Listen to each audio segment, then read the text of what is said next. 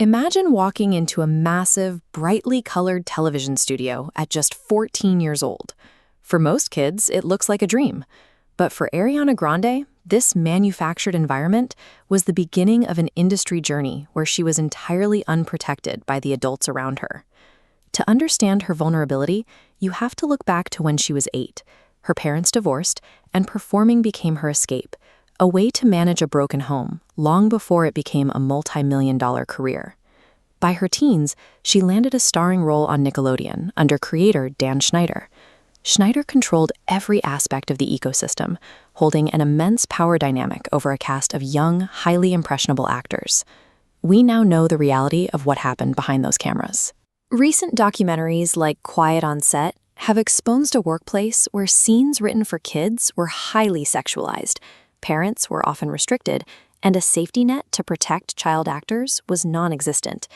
She spent her adolescence normalizing a toxic environment. It created a baseline of trauma that she is only now, as an adult, describing as a process of reprocessing her entire childhood. By 19, she had transitioned from children's television into a global pop star. But that ascent collided with a sudden, violent tragedy on May 22, 2017.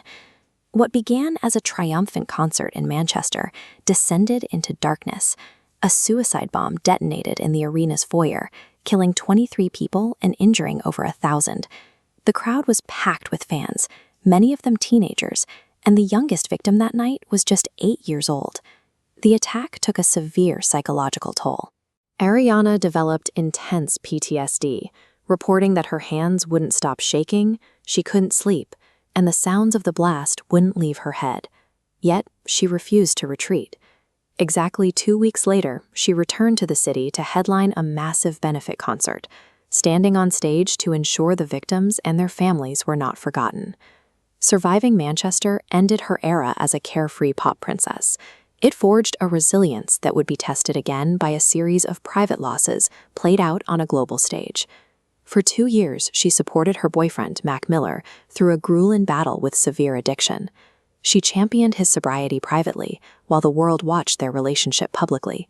In May 2018, she drew a boundary and ended the relationship. It was a choice she made to protect her own mental health, as the situation became increasingly terrifying.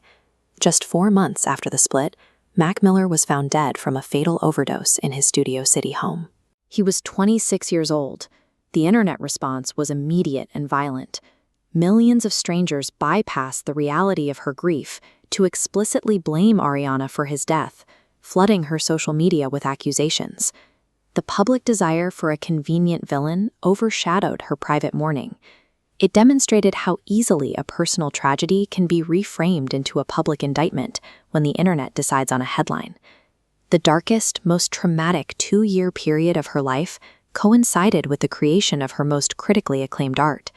Between 2017 and 2019, those traumatic events compressed into a single explosive point. She wrote the record-breaking, culture-shifting hit Thank You Next in just 40 minutes. The lyrics disarmed the media cycle. Instead of the expected bitterness, she thanked her exes, including Mac Miller, with grace, taking control of a narrative that had been used to attack her. This milestone changed her dynamic with the public. Music became her primary tool for processing her life and her only direct line to the truth. Following a quiet marriage to real estate agent Dalton Gomez, the couple filed for divorce in 2023, citing irreconcilable differences. Within days, a new media firestorm erupted over her relationship with her Wicked co-star, Ethan Slater. The narrative turned hostile when Slater's estranged wife spoke to the press, calling her family collateral damage and Grande not a girl's girl. The internet seized the quote. The homewrecker label trended for weeks as millions of comments demanded her ruin. This cycle proved the public's appetite for her downfall remained unchanged.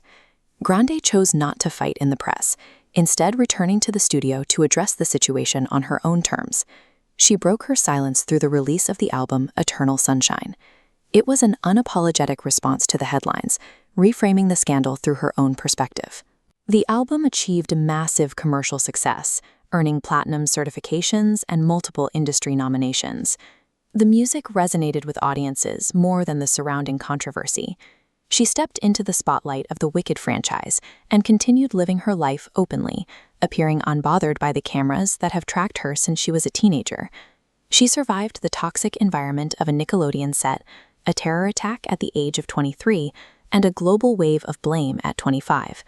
Ariana Grande has developed a pattern of taking relentless public tragedy and turning those specific experiences into undeniable records. At 31, she is still performing and still proving that her resilience is her most significant artistic tool.